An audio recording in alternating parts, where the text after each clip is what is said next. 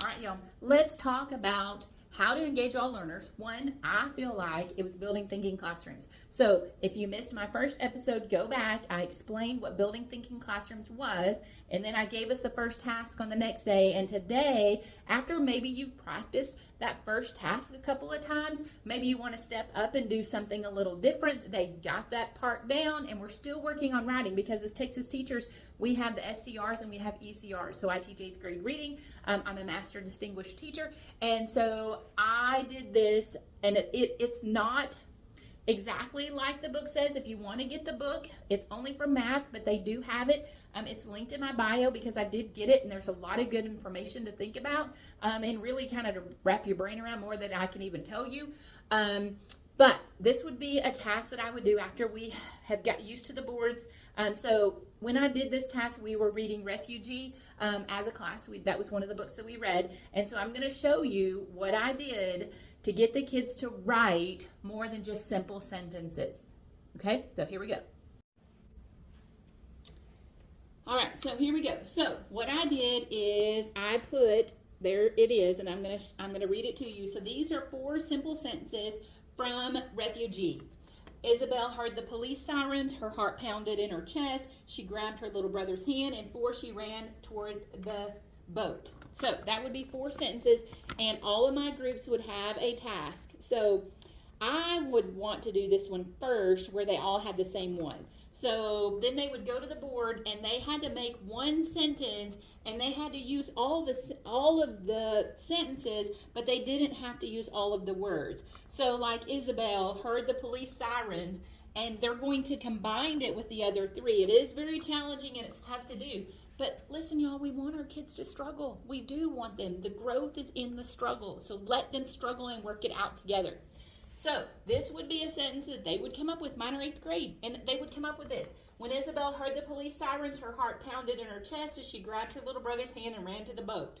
It's just literally combining the sentences and taking out words that have been repeated. So what I would do in fun, because remember, this is all about making it fun for the kids and engaging. And I didn't do this every time, but one of the favorite ways is if they all got the same one, and then we turned around and we voted for the best sentence, because it all had to be one sentence. And so that was one thing that we did. Sometimes if it doesn't turn into a popularity contest, it depends on your kids. So sometimes it would turn into a popularity contest, but I would give them a star, and they could go around and star the best one.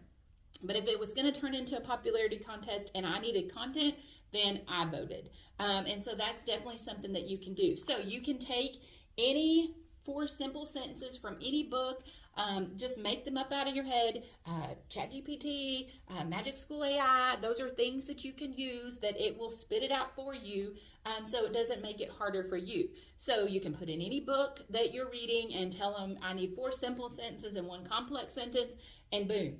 You have them here. Now you can have them all do different ones. And then at the end, when they consolidate and they're making notes to their forgetful selves, then they can go around and see what each one wrote, if that's something that you want to do.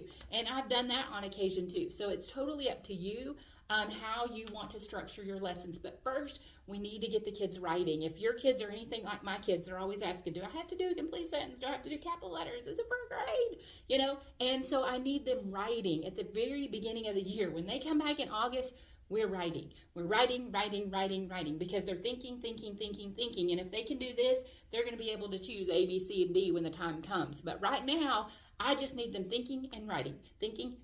And so this is another good task that you can put on the board when you can work with simple sentences into complex sentences. So if this is helpful for you, please subscribe. Let me know in the comments anything that you want me to talk about. What content do you want me to do?